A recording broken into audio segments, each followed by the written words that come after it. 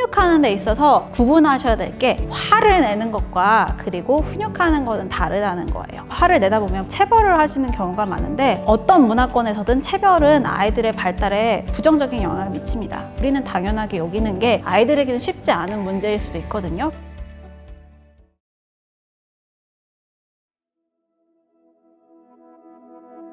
요즘 부모님들께서 각각의 발달 시기에 뭐가 필요한지에 대해서 굉장히 요즘에 많이 공부를 하시고 관심을 갖고 계시더라고요. 우리 어른이 된 입장에서 아이들의 입장을 이해하는 게 어쩔 때는 어려워요. 우리는 당연하게 여기는 게 아이들에게는 쉽지 않은 문제일 수도 있거든요. 그런 면에서 보면 이제 부모님들이 아이들을 더 잘 이해하려고 노력하시는 면들이 굉장히 긍정적으로 보이고, 그런데 한 가지 이제 제가 어머님들과 이야기를 하면서 느낀 점은 그런 미디어에서 좀 정보의 홍수 속에서 압도되어서 내가 A, B, C, D, E를 하라고 했는데 나 A밖에 못했어, 난 정말 나쁜 엄마야 라고 죄책감을 가지신다든지, 육아에 과도한 그런 부담감을 가지신다든지, 특히나 미디어에서 사회 같은 거를 볼 때는 문제 행동이 좀 극단적이라던가 아니면 아예 전문가의 도움을 좀 필요로 하는 문제를 다루는 경우가 사실은 많거든요. 그런 부분을 보시면서 내 아이도 혹시 큰 문제를 가지고 있는가 하는 과도한 걱정을 하시는 부모님들에게는 그런 걱정을 좀 내려놓으시고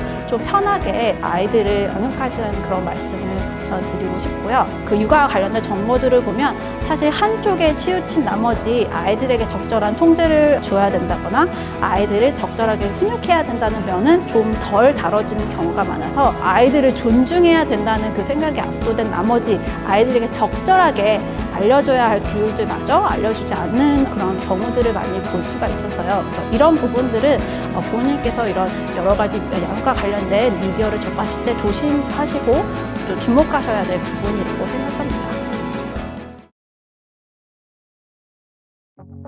아이들을 통제하는 그러한 부분에 대해서는 많이 다루고 있지는 않은 것 같아요. 부모가 아이를 통제한다는 것은 아이가 적절한 행동을 할 수 있게 아이들의 행동을 감독하고 또 규칙을 가르치고 또 그 규칙을 따르도록 아이들에게 약간의 강요를 하는 게 바로 부모의 통제라고 할 수 있습니다. 지금까지 심리학 연구 결과를 보면 부모가 애정도가 높고 통제 정도가 높을 때 아이들이 가장 골고루 잘 발달한다는 그런 연구 결과가 있습니다. 부모님께서 많이 좌절감을 느끼시는 경우가 우리 아이가 잘 행동할 수 있게, 올바르게 행동할 수 있게 어느 정도 부모님의 개입이 필요한 것 같은데 또 우리 아이가 마음이 상할까봐 아니면 상처를 받을까봐 우리 아이의 자존감이 떨어질까봐 이런 염려와 걱정 때문에 쉽사리 아이들에게 개입을 못 하시는 경우가 많아요. 아이들이 자라나면서 꼭 배워야 될 면 중에 하나는 규칙을 잘 지켜야 되고 다른 사람에게 해를 끼치면 안 되고 사회에 해를 끼치지 않는 구성원으로 자라나야 된다는 면을 아이들이 분명히 배워야 된다는 겁니다. 그리고 아이들이 이것을 배우기 위해서 어느 정도 부모님들이 단호하고 굳은 마음을 가지고 아이들의 행동에 개입을 하시고 아이들에게 어떤 규칙을 지켜야 되는지 단호하게 말씀해 주시는 면이 필요하다고 할 수 있습니다. 아이들은 자라나면서 본인이 친구와 어울리면서 부모님과 대화를 하면서 또 학교 생활을 하면서 세상에 대해서 스스로 알아나가고 본인 주위에 일어나는 일들에 대해서 이 일들이 왜 생기는 것일까, 내가 어떻게 행동해야 될까 끊임없이 고민하고 끊임없이 생각하는 능동적인 존재라고 할 수 있어요. 생각보다 우리 아이들은 강하고 스스로 자라날 수 있는 힘을 가진 존재라는 것을 부모님께서 믿으시고 내 한 행동이 우리 아이의 미래에 큰 악영향을 미치지 않을까 고민하고 전전긍긍하지 않으셔도 된다고 말씀을 드리고 싶습니다. 화를 내다 보면 부모님들께서 이제 체벌을 하시는 경우가 많은데, 체벌의 영향에 대한 연구 결과들을 살펴보면 어떤 문화권에서든 체벌은 아이들의 발달에 부정적인 영향을 미칩니다. 물론 부모님들도 사람이기 때문에 화가 많이 나실 수도 있고 아이들을 잘 가르치려는데 또 에너지를 쏟았는데 좀 아이가 나를 배신하는 것 같은 그런 배신감이 들으실 수도 있고 또 많이 힘드실 수도 있지만, 아이들에게 화를 낸다거나 적대적인 태도를 보여주는 거는 결국에는 아이들의 발달에 좋지 않은 영향을 미친다는 것을 기억을 해주셨으면 좋겠습니다. 처음에는 아이들이 규칙을 따르게 하는데 조금 효과적으로 보일 수 있어요. 왜냐하면 아이들이 무섭기 때문에 부모님이 보는 데서는 규칙을 따르려고 하거든요.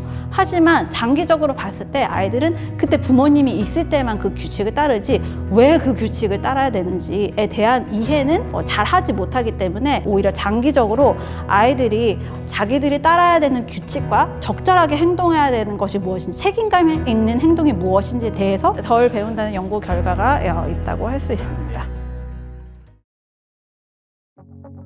우선 훈육하는 데 있어서 구분하셔야 될 게 화를 내는 것과 그리고 훈육하는 것은 다르다는 거예요. 그러니까 훈육하는 거는 아이들이 적절하고 책임감 있는 행동을 할 수 있도록 가르쳐주고 아이들의 행동을 감독하는 게 바로 훈육이라고 할 수 있는데, 아이들에게 엄하고 단호하게 어떤 규칙을 따라야 되고 어떤 규칙은 어기면 왜 나쁜지에 대해서 말을 할 수는 있지만, 이 단호함과 내가 내 기분에 못 이겨서 화를 내는 것은 구분하는 것이 좋다고 생각합니다. 특히 영유아기에는 명확한 메시지를 정해주시는 것이 좋습니다. 특히 이 시기의 아이들은 왜 규칙을 지켜야 되는지에 대한 이해를 반드시 이해를 해야지 나중에 도덕적인 행동을 보일 수가 있어요. 그래서 왜 그 행동이 나쁜지에 대해서 아이들이 명확하게 이야기를 해주는 것이 좋습니다. 청소년기 같은 경우는 자기 개념을 굉장히 발달시켜 나가는 중요한 시기예요.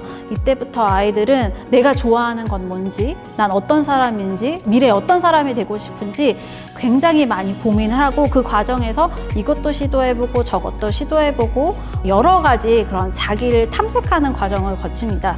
특히나 이 시기에는 자기 개념이 발달하는 시기고 사생활이라는 개념이 아이들에겐 굉장히 중요해요. 그래서 친구와 통화하는 내용, 친구와 문자를 나눈 내용, 이런 내용들을 부모님들이 통제를 하거나 살펴보라고 아이들이 정말 기겁하는 모습을 보실 거예요. 이런 부분에 있어서 부모님들이 간섭을 하려고 한다거나 통제를 하려거나 아이들의 사생활을 침해하는 그런 행동을 하시면 특히나 사춘기에는 많은 반항적인 모습 혹은 청소년기 아이들이 내면의 문제를 겪을 수 있기 때문에 주의하셔야 됩니다.